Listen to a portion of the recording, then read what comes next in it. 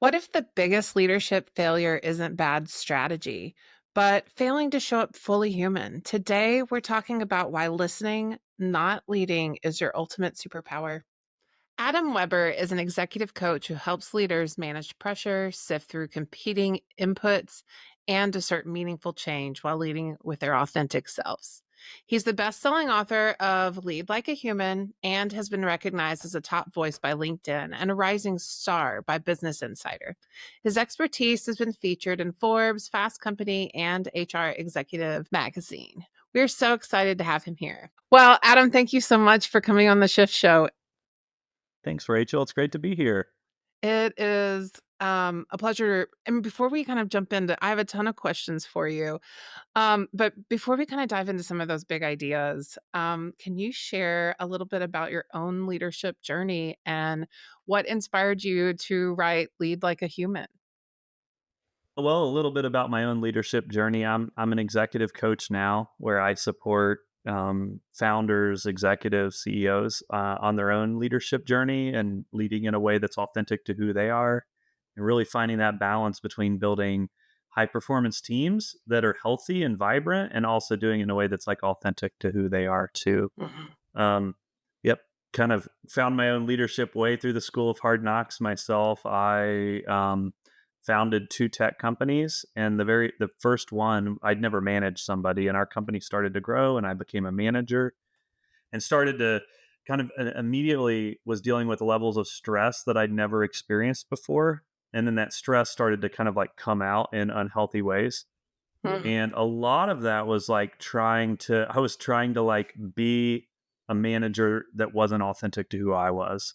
And so I think in kind of having some of those experiences, I started to realize for me to sustain the entrepreneurial journey that I need to like really grow as a person and grow as a leader, and sort of fell in love with that leadership journey. And so no surprise, by my second startup, I'd really fallen in love with that enough that our second startup, Amplify, was about employee engagement, and where we really measured cultures, helped coach executives on how to build high performance teams. And so I've really spent the last 10 years on that topic, on how you motivate people, how you show up as a calm, steady presence, how you kind of get a group of people united to do an uncommon thing, like to do exceptional performance. That's the one big misnomer about my work, is like I am big on setting big goals and accomplishing big things. So the book then came about along the way, where I started to really deconstruct like what am I actually doing with my team that's working, because at the time we had a really highly engaged team. We were doing some really cool work in the world, and so I started to give a talk around how I was managing my own team, and it got some traction, and that kind of just inspired me to go, I should put this, create a book. And I'm really proud of the book. It's interesting now, the book's like 4 years old. The world has changed a lot since I wrote the book, and I've changed a lot, but in a world that's like really time, like everything's so wispy with time, I'm proud of something that has like a little bit more staying power, that's like more of a permanent stance, a thing that you're actually like standing up for as well. So Well, that's the well, book. to Yeah, be go ahead. I was gonna say, to be honest, I actually think in some ways, I mean, the world has changed, but there's just so much relevance now in this digitalization and, how technology is now kind of showing up. But I think, your point about how do you help leaders be authentic to themselves kind of through that, right? There's almost like a new set of skills that need to happen. Um, and I found that a really intriguing conversation to have in this like technology landscape for sure. When you were, experiencing that inauthentic leadership, can you describe what that was like? Or, like, were you acting like what you thought a manager should look like? Yeah, there's like two moments I think about that really like highlight how that manifested itself. Mhm. One was and I kind of originally was leading the sales side of the organization too, which puts you in a high pressure Oh, yeah. situation. And I went through this training on how you're supposed to like vet sales reps, and you put them in high pressure, uncomfortable situations, and you see how they respond. Like, not me at all is the problem. And so I Yeah. did it, and it like didn't go well, and it was like really uncomfortable. And the problem for me, I'm not even saying that's like an ineffective way to hire people. I don't subscribe to it myself. Definitely didn't work for me. Um, but that it didn't give the person a good sense of what it was like to work for me. And then it also, um, I didn't get a sense of what it'd be like to work for them because we're having an interaction that's totally unrelated to what my actual management style is. That's one. And then my other one, and this is in the book, but is like I was just wearing so much stress and pressure that I was putting on myself to kind of try to change my life and try to change my family's life. I mean, we're doing a venture back startup, like it's stressful stuff. And I got to a Friday, we did like a stand up to recap the week, and I was just I didn't show up as my best self, and then I got frustrated in the meeting, and then I stormed out of the meeting. And we had concrete floors, and so like as I'm walking away, there's like no it's concrete walls, concrete floors. So as I'm walking away, it's just like echoing throughout the whole office, and it's like 25 feet to the exit. And by the time I even got to the door, I was so embarrassed about how I was showing up and realizing, like, oh my gosh, like something needs to change inside of me for me to be able to sustain this leadership journey. Mhm. Well, and the sustainability aspect is very important for sure. You know what? I'm gonna skip around a little bit on my agenda because related to that, and I found this really intriguing, is the concept of centeredness that you had. I grew up, my mom was a IO psychologist who became a clinical psychologist. And so she always kind of coached it from like, we talked about it in terms of integrity. um, it was like, if you're in integrity with yourself, then you can kind of show up and be Oh yeah. strong. And so the concept of centeredness really resonated with me. Can you define also what that means to you? Like, how does it feel to you? Yeah, I think your integrity concept is really similar.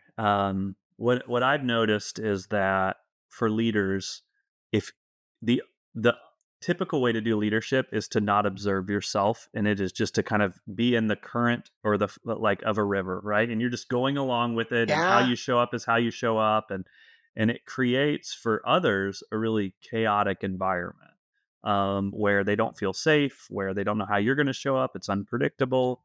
um, and the idea of centeredness is like, what are the proactive things I put in place to help me stay grounded?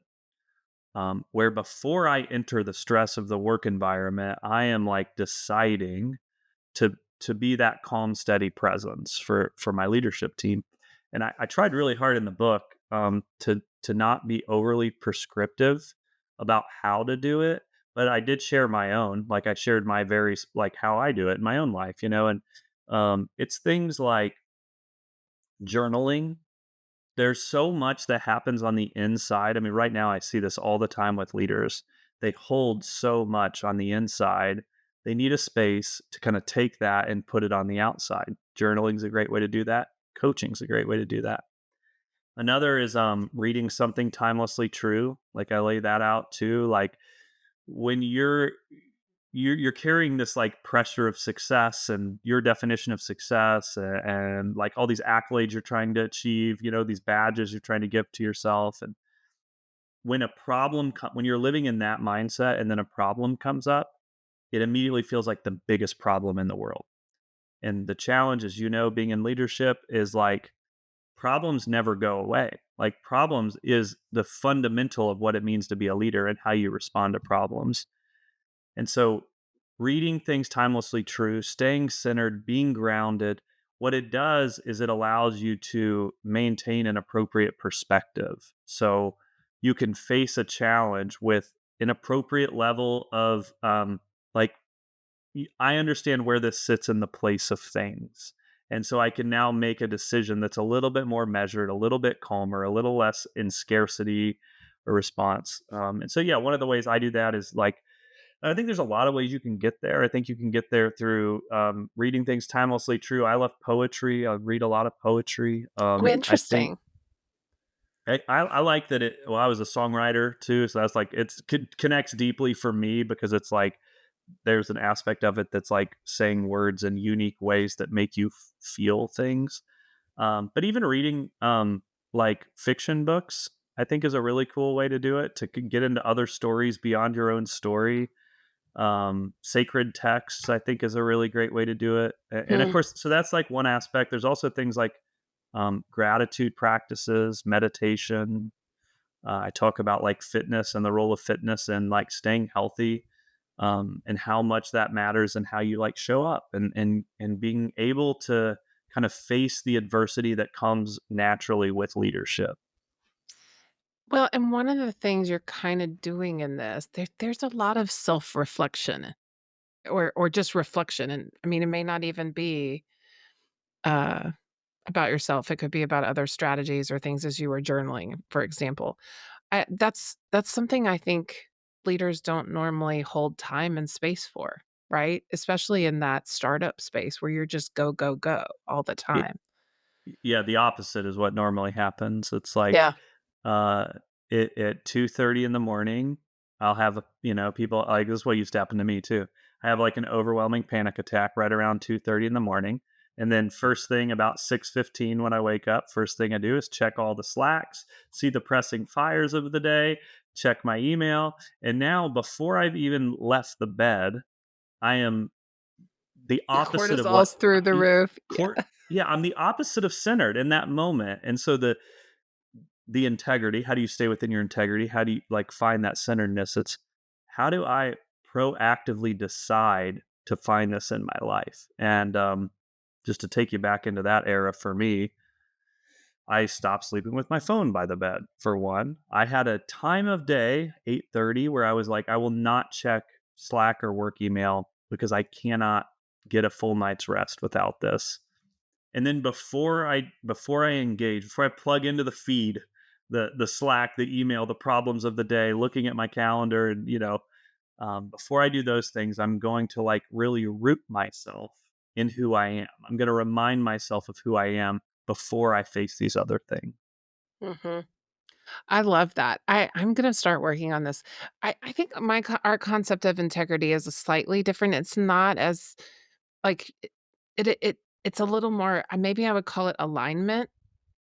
But I haven't done as much the centeredness as uh with intentionality as you are describing. I think this is a really practical approach to it. I can think about this one time I was completely tense, and I personally, at the time, did not practice a lot of self-care, and I got up, I walked out of my house, I went to the nail salon, and the Rachel that walked in this nail salon was so different than the one that walked out, and it was just a pedicure, but 30 minutes of me just not talking and decompressing for a minute really changed my mindset about wellness at the time. It was an interesting experience that I had. I like love this story so much. The thing I also that's what this is why I don't like to over prescribe what it is, because like each person is different and their needs are different, and like for you, and I also think we already live in this culture that's like full of like guilt and shame, and like I'm not doing enough, like I'm not trying to add more, I'm trying to add intention. And so you knowing yourself and like what works for you and like what's restorative for you, which is I just need to do not like just to sit here in silence, let somebody take care of me, and like that act is has like a profound change for you. And I think that's like this is like such a perfect, which I've never heard that example. So I mean, it's even better because now I can retell that as like, I'm not trying to say do my thing, like find your own version of what Any this of looks them, like in your life. yeah, Yeah. it is. I don't know if I hadn't have had that experience, I don't know that I would have probably started to create that balance as intentionally, but, it was a very significant shift. Um, so I find that really interesting. And bringing in meditative and journaling, I mean, all I hear these days is kinda corporate America, do more with less. Everyone feels like they're churning so fast. And people like they're like, oh, I'm too busy. And I think the reality is that there's this go slow to go fast belief that I have, that like you're not as productive as you think you are when you're in the current. When you're in the current and you're just kind of going along and not taking agency over how you show up, the amount of chaos you create, the amount of indecision or poor decisions, or it's like all those things, or the inability when you keep your altitude, like if your altitude's too low, you say yes to every meeting, you show up all the time. When your altitude's high, you ask critical questions like, does this meeting still serve us? Does everybody need to be here? What's the most important thing we should be focused on? Versus react, react, react. We're like deciding, and that, I mean, that's what great executive leadership does. Is it is able to synthesize, prioritize, focus people, align people around critical issues, and and then motivate people to execute as well. And Yep. it's not trying to create environments where everybody feels like they have to be busy all the time. It's that everybody has to be focused and productive, and like have the courage to say no to things, like to prioritize that sort, to work You together, to collaborate. So you do. Recently, I've heard the term, about that called signal. Have you heard this? Like, even Steve Jobs, he focused on the signal, dive into meaning what you mean by it.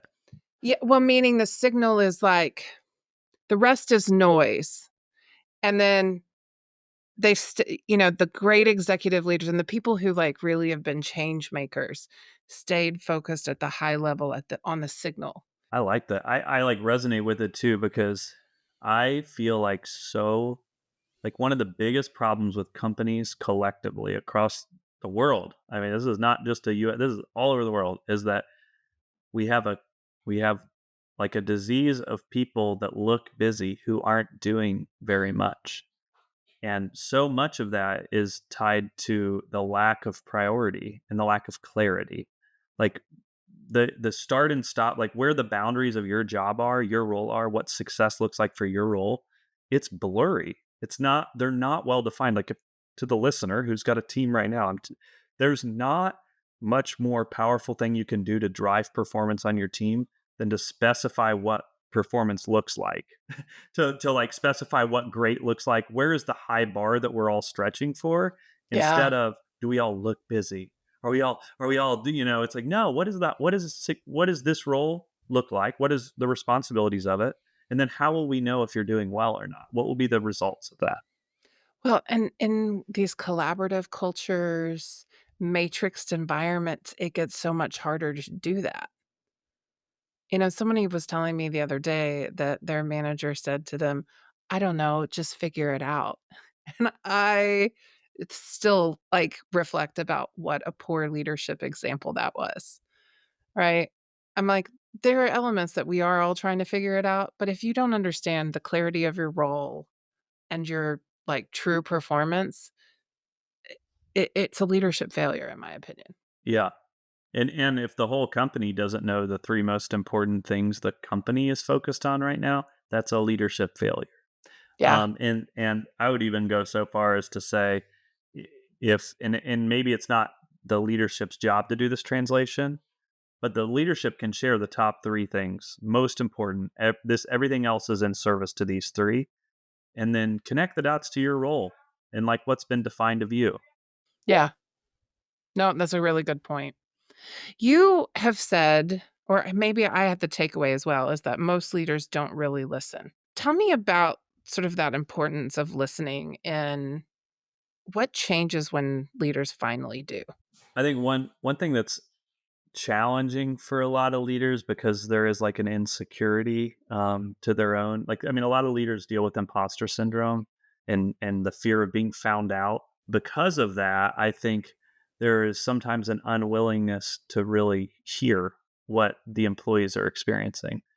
I have this fundamental belief, part of what Amplify was all about, like listening to employees to solve the hardest problems the business is facing, is that the people closest to the problems are the ones who typically hold the best solutions. And so we want to create environments where employees feel safe enough to share what's broken, and they can share without fear of retribution or punishment or shame. And but what normally happens is an employee that is motivated and engaged and on fire for the company sees something broken, brings it up to their stressed out, uncentered manager. The manager has an adverse reaction to that person that basically says, keep your ideas to yourself. And that person then, the rest of their time for what they basically start the process of quitting that day. And they put their blinders on and they just show up to work and they do the bare minimum to get by until and start looking for another job until they eventually leave. And that can be happen immediately. It can happen over 10 years. But I think that is at the root of like why listening I think matters so much. And it also comes from like I trust the people I work with that they also want to succeed too, and that I'm not the only one who holds great ideas. Other people hold great ideas too. Oh, yeah. And I have a very fundamental belief that I do think people wanna show up and do their best at their jobs. And when they aren't, or then when they're quiet quitting, those are just more symptoms of a culture issue. And aside from listening, have you seen any other best practices where you're seeing leaders, like, create environments where they do have that dialogue with their staff? The one small thing I think that works really, really well is like if you have a well, I'll share the inverse too, like what's not working. Like Monday morning meeting with your team. You're a team leader. You got a Monday morning meeting. You start your week inundated with stress and loss and lack perspective, and then you show up to that meeting and you display an energy that doesn't align to the type of culture you're trying to create. Mm, And you maybe are negative, you maybe point out what's wrong and what's broken, and then you do that rinse and repeat every single Monday as the way you set the tone for your team is by pointing out what's broken and carrying your stress into that meeting. So, I mean, one really small fix prior to you walking into your Monday meeting, taking a quick breath, and deciding how do I want to show up? What is the attitude that I want to convey to the team? Two, what do I want the team focused on and just like agreeing that is most important? And three, what's one positive thing that happened last week that is aligned to the culture that I want to see more of? And how can I do a genuine appreciation to the person that displayed that?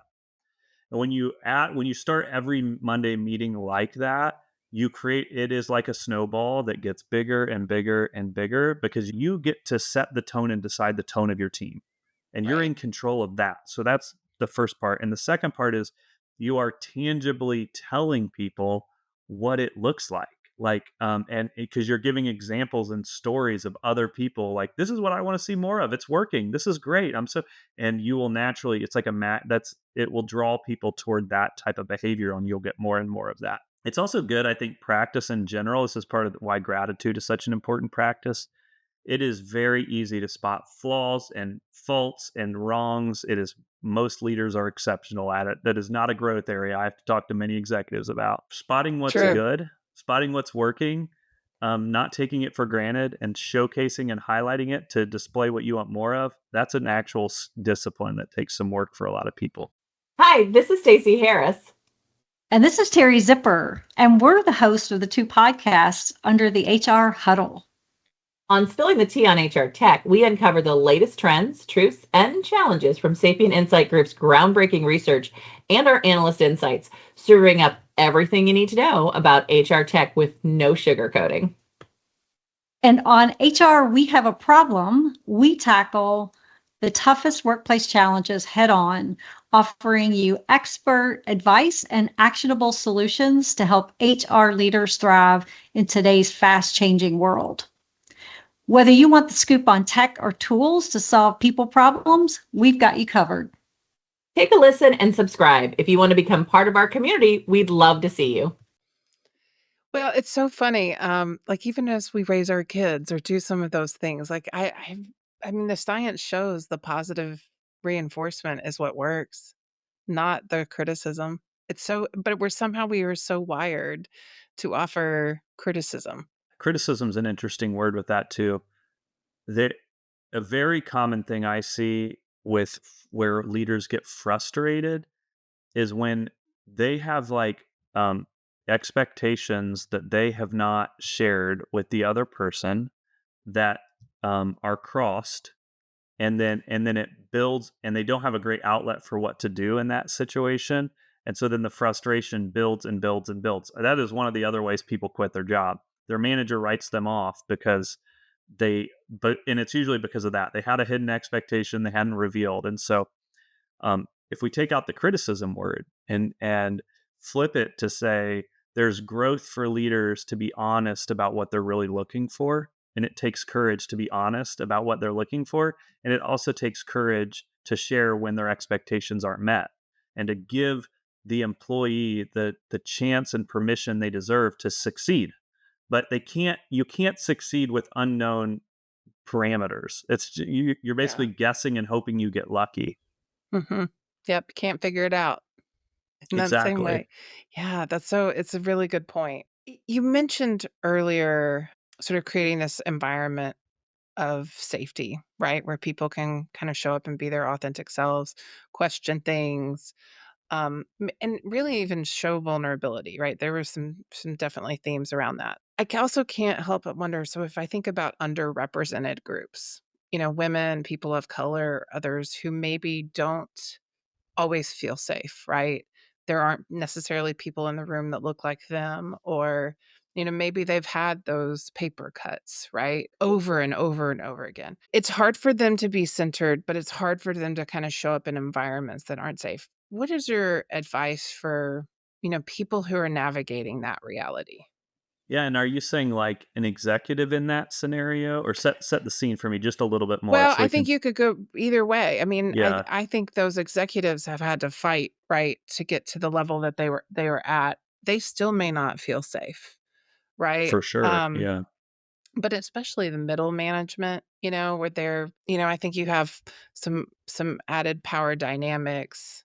You also maybe in their peer group, they don't have as much support possibly, you know. They're working with maybe lower level managers. yeah. I think that's. I mean, I think the part you can control is your own discipline and commitment to the centeredness part. But I do think there's more, that there are challenges, like there's in what that might look like and being intentional. I mean, I think one thing is like finding the allies who support you, right? Finding the people and really like leaning on them, kind of utilizing that. I think everybody just needs, there is some version of just a reality for people. I also think it's important for whether or not you feel safe, but you have to sort of help create the culture around you. And some of that is labeling the behaviors, right? And providing feedback. You can start with the safest person in the room, right? Start practicing some of that and asking for allyship. I mean, I've certainly done that in some rooms. And particularly early in my career, I was usually the youngest and the only female. I didn't even realize it until I started to talk to other women, where I'd be on calls and I'd be constantly interrupted. And Right, then I would like it, but for a long time, I thought there was something wrong with my mic. And then finally, I was saying something to another female executive, and she was like, "Rachel, no, that's unconscious bias. They're just talking right. over you." And so then I started to call the behavior out. And in particular, I worked for a female executive, and the whole leadership team otherwise was male. And once I started to label it, they heard me and they were able to respond. But I didn't even know it was a problem until someone else told Yeah. me, you know? I think men, especially like that are, is how often when in these like dominant environments where it's like mostly men and one woman or two women, that their hearts, they'd be like, oh no, this never happens, like, and in many ways not realizing that they're actually invalidating the experience of not being in the norm, right? Or like of Mm, being in the norm, like forgetting. And so I had this thing that I noticed at one point where, we only had one female executive, and like she started offering to take notes. I was like, well, hold on, we're not gonna, this isn't our culture. Like, we're gonna rotate who takes notes on this team. This is not like a thing we do here. But I do think that's part of like what it means to like support other people too, and like see, like, find who's the person that sees that and who adds like intentionality to like make sure each voice is heard. I mean, regardless of kind of the position, I think like on the executive team, one thing I always viewed as my role is to be like, who's the introvert in the room, who in my mind is probably the smartest person in the room. They're just not as quick on their feet and they're not getting the space. How do we give yeah. space to that person?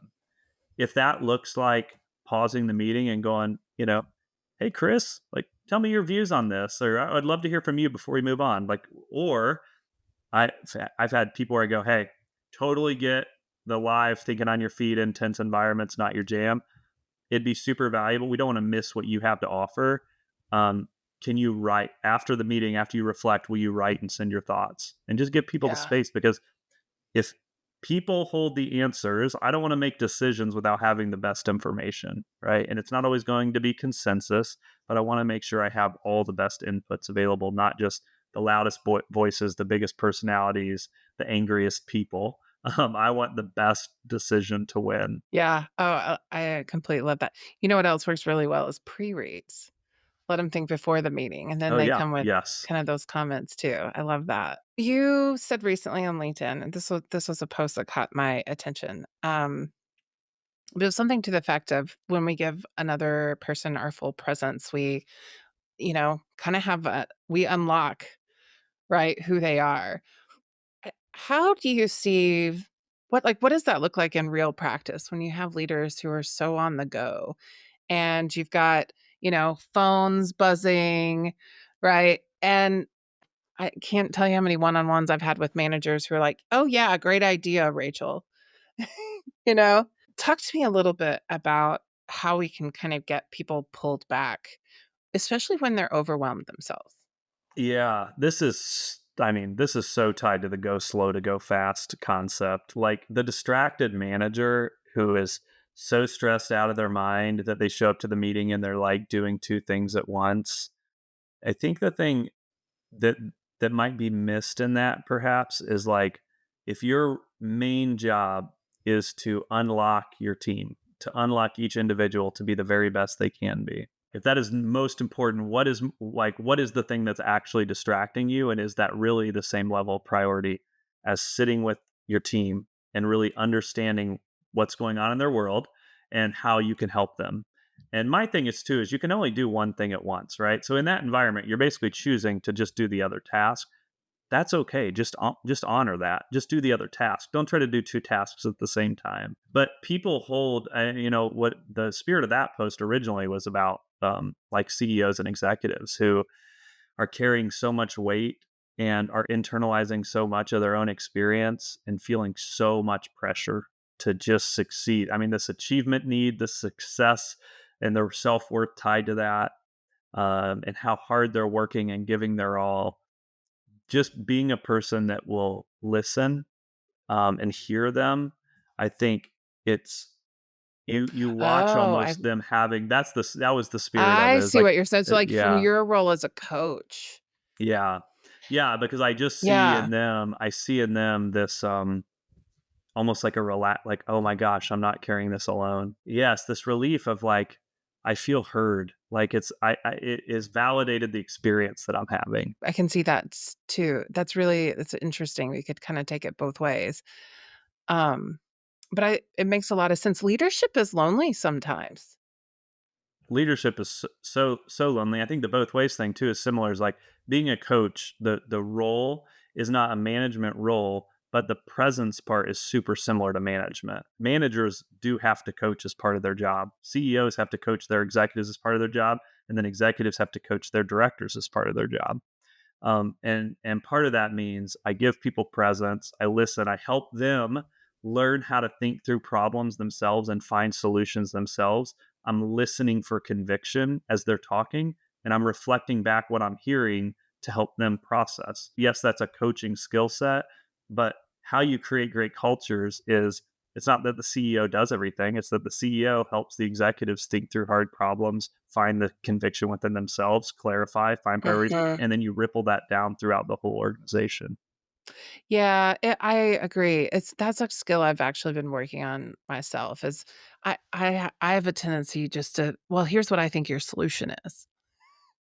As opposed to, "This is what I heard you say otherwise." But that coaching skill set is, I think, a very critical, and I actually think it will be more so as we kind of move into the future, just kinda helping the humans through all of the technology and digitalization change that's coming. It's kind of an information onslaught, and then to have to be able to kind of show up. I mean, human resource organizations are also putting more work onto managers. I mean, they're becoming a linchpin in organizations in full practice, and I don't know that it's all entirely sustainable. Hmm. And what do you think's causing that? So I think some of it is the quest of, I mean, you have the shareholders, you have to Right. you're driving more efficiencies. So they're implementing technology. So you have a human, right, who is now learning all sorts of new tools and technology. Human resource organizations are also being cut. Expectations for things like performance management or recruiting, I mean, things you have to do as a manager are now sort of being pushed back onto managers as well. And then you still have to show up and be a manager for your team. And many of them, I do see in kind of like broader corporate America, they're leading, but they still have their own work too, Oh, right. Like the player right? coach. You have the Yeah. player coach roles, yeah. And so as a result, that is just it's a huge amount of information or information and work that they're trying to produce, which then does lead to them multitasking through meetings. So I'm, sitting here answering emails while I'm listening to your, debrief. I don't know that the models are sustainable though. I'll be well. I have one thing on management I think about all the time is like for that middle manager. Why I think that role is so hard is that they don't usually get input in big strategic decisions that dramatically impact employees, and yet they often have to either deliver that news or field the concerns of that news. And lead executives typically don't do the greatest Another great job thing we're of putting on them too. yeah, Yeah. they don't do the greatest job equipping them. And like so like one of the things I always say is like if you are doing that to middle managers, like you have a big thing that's coming, big news, big strategic shift, hold a meeting with them first, share all the business context with radical candor, why you decided to go that direction, have an open forum to allow them to ask whatever hard question, because whatever hard question they're thinking of is the first question that always comes up in the team room.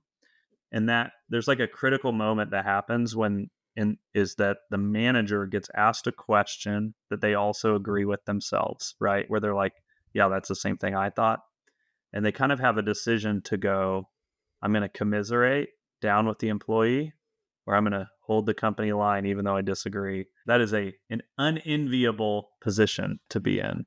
Well, and for the most part, I don't know that I've seen them all hold the company line, No, no, you no. know? So Especially if they don't feel respected and equipped, mm, like, or that their voice was, like all those things, then yes, you're going to be quick to commiserate in that scenario too. yeah, that's a really good example, Adam, I love that. And it undermines your whole change management or whatever it is that they're trying to drive. Right. You delay the adoption of whatever the significant thing you're trying to implement is by doing that. You have worked with a number of leaders. Where do you see them fail most often? I think that over prioritizing too many things is one really big thing. Like just not being willing to say no to things is probably like a big growth area. If I'm talking to the not CEO, but to the other executives, I think having the courage to share your true voice versus just protecting your job is a pretty important thing that I like work with people on, like finding their own conviction, believing in their own value, having courage to like push back, and then being willing to recognize like you're not the CEO. Sometimes decisions just get made, right? That are different. But you have a duty to the business to represent your opinion fully. And then I think giving more choice to how they decide to show up, stuff we've already talked about on here. I mean, that's one of the things I probably work on the very most is like, I showed up in this one way I'm not proud of. I mean, that is just so common, right? And it's like, so doing that, and then being willing to have hard conversations with people about those hidden expectations and what's not working for you and what you'd like to see in the future, and taking your time and not being murky about it. I think that's the other thing too. Like we did this big research study when I was at 15.5 around managers that thought they were delivering feedback to employees against how often employees felt like they were receiving feedback. And there was this dramatic disconnect. So Oh, managers are like, I'm interesting. telling them and they're not hearing me. And I think for most leaders, this isn't just for managers, for executives too. You have to be more direct. You have to usually share it in multiple mediums because we are all distracted.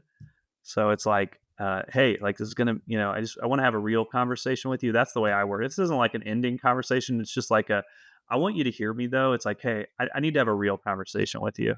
I realized I had this expectation. I'd never shared it with you, and it's causing some internal turmoil for me. And I owe it to you to be candid about what my actual expectations are to give you the best chance to succeed.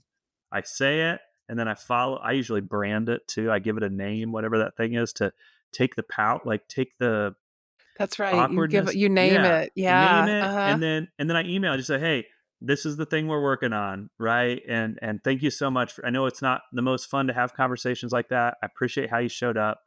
We're going to keep talking about it, and I believe in you, and I'm excited to see you grow too with this. And, Um, I think yeah, people don't have those hard conversations because they care, right. and they don't really realize not having the hard conversation is actually not caring, you It know? it exactly. I Yeah. was like, thankfully, it's one of the most painful things I ever did. But with my first startup, like very first person I had to let go, it went terribly.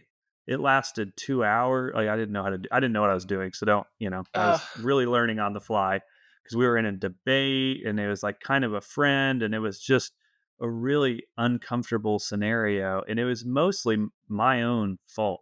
Like I didn't share all along the way.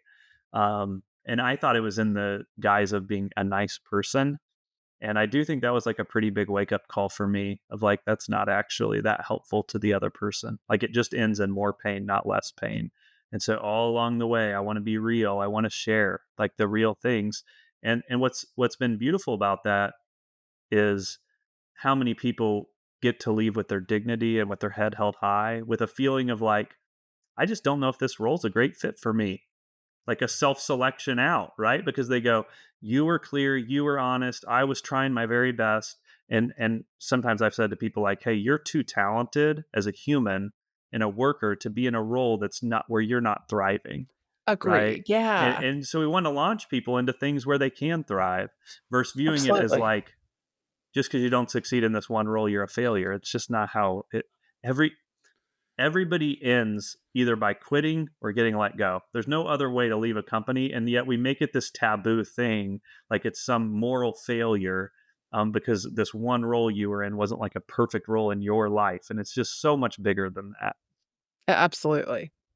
And things can change over time as well. I think that's another important one. It could have been a great fit 3 years ago, but who you are is different. Yes, Yeah. especially at scaling companies. Like this happened a lot in startups because the people that succeed early are people with super super flexible skill sets and really good in ambiguity and I call them business athletes.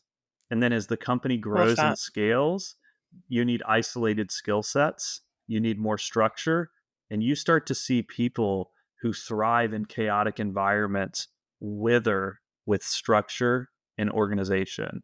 And you go, you're the most talented startup person. This phase is not a fit for you. And it's not, and you see it in their ear, you see it like how they wear it. It's like, if this is not working in your life, like you need to go be free, like that's a place for you. This is, where you thrive. Let's find a place for you to thrive. Absolutely. Yeah. That environment. So I think people actually discount that probably more than they should. I want to shift a little bit to like at the beginning of the call. You also mentioned, the world has changed since you wrote your book. I'm interested in kind of two things. One, how how does change and transformation show up in sort of the framework you laid out and Lead Like a Human? Does that change anything, or do you think that There, that's a framework that's well, always there? there are parts of it that are, I think it's a little of both. Like I'm not there. Like one thing that's changed a lot, I would say, is like the book lays out the value shift of the workforce based on generations. So it has a whole section on how millennials came in and started valuing things like, I want to have work that is purposeful and meaningful, and I want to work for leaders that are authentic, and I want to work in psychologically safe environments. And the boomer generation before was stability and pay and benefits and compensation. it was super valuable. And we typically like modify the structures of work based on generations come in, they have different needs, and then the workforce adapts. But like I also wrote it before like Gen Z entered the workforce. So that's part of it. And I think that's really shifting right now.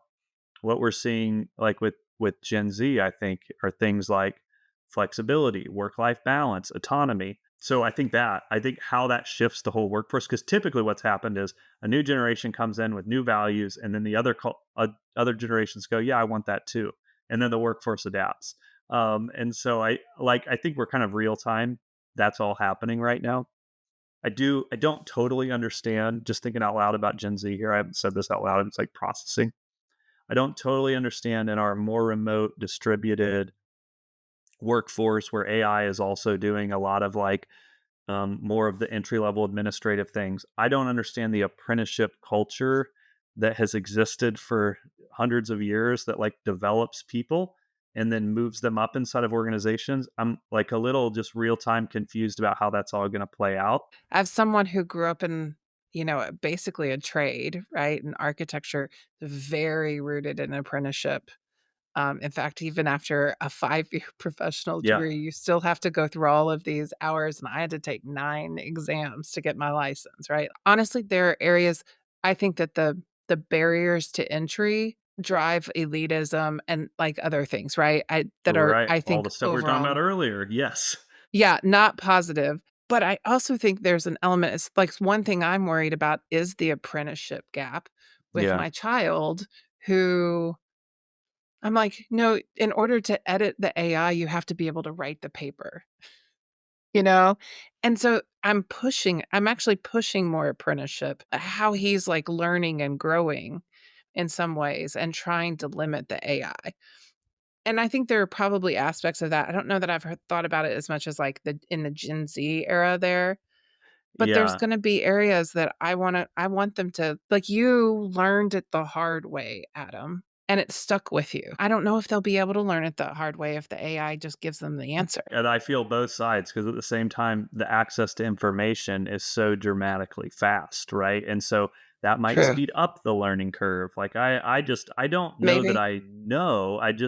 And I think your architecture example is such a good one because that is like a classic apprenticeship industry where there's so many things you haven't faced yet, which my wife's an architect, which you and I talked about before. And I was like, oh my gosh, I've every single test you mentioned, I feel in my bones and I didn't even take them.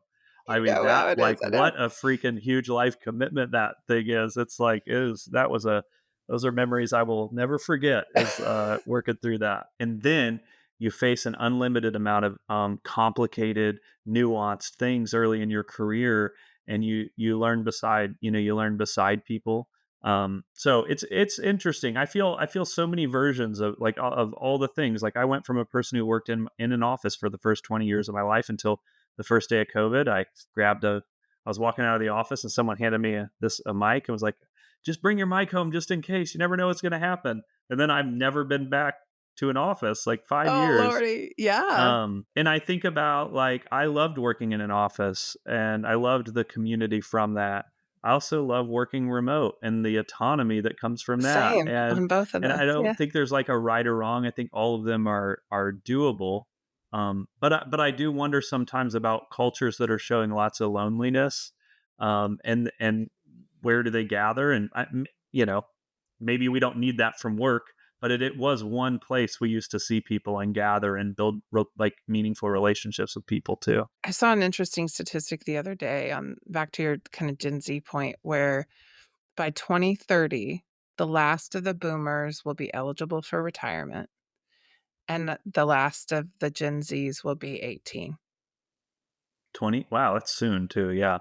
I know. And these things used to be so far off in my mind. And I think the next 4 years, kind of to your point, are gonna be very interesting and how that all just kind of the generation handover, maybe I'll call it. It's gonna be interesting.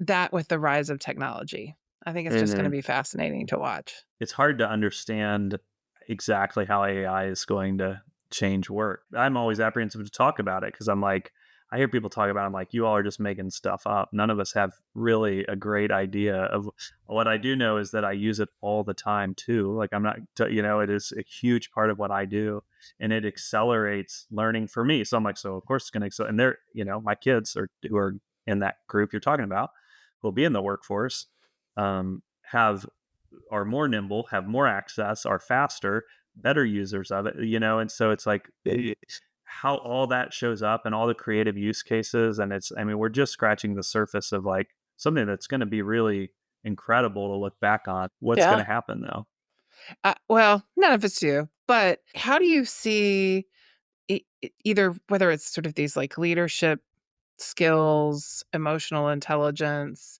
do you see this changing much as like AI starts to take over some of these tasks? Does it change what it means to lead like a human? Well, I think one really good use case would be like just practical, like today, that you could do right now. If you're that leader that shows up with negativity and you're frustrated and then you have to be in front of your team, like you could have a conversation with an AI coach and say, hey, help me reframe this. I'm really frustrated right now. I'm carrying a lot of stress, but I want to make my culture feel like this. That's an And just interesting put it idea. in and give yourself a mantra or something to help you kind of go, okay, I can do this. Like, I think it can help with things like that. I think it can help you show up in more mature ways if you check yourself and you're willing to kind of go, I don't actually know that I want to just kind of show up this way. That's just one idea. I love it. I think that's a great idea. Well, like I already think work is like when the move to remote, and I know a lot of people have come back to office. I know hybrid is, I know all that stuff. But something happened to work in general right around the time things started to move remote, which is like work got pretty transactional. And it's not quite like that, but it is still a little more transactional than it was. People are less loyal. And I don't know that there's not good reason for that. But I do think this like the human centered approach can cut through that, can cut through the like transactional nature of like you can make hard business decisions and still care for people and treat them with dignity and lead as your authentic self that like cuts through the noise in the midst of that too. What's the one piece of advice you want a listener to take away from this to be a better leader? Maybe just to like be willing to go on your own growth journey and to recognize that if you don't to recognize that for you to become the best version of yourself, there's going to be moments that aren't the most pleasant to face inside of yourself. And you if you can't list what those are, it means that there's a lot of growth left for you. And that's not a negative thing, that's a positive thing. There's a lot of growth available for you. Yeah, that's a really good takeaway. Well, thank you so much for this conversation, Adam. It was super rich. I really have taken away quite a bit, and there are some practices, particularly this like kind of intentionality and setting the tone on that centeredness. I am going to start practicing. I love So it. great. Well, I thanks, know. Rachel. Thank you for being, having such a positive effect on me. I didn't know we would do that when we got into this. That's so great. Well, thanks for having me. I really enjoyed it. All right. Well, thank you.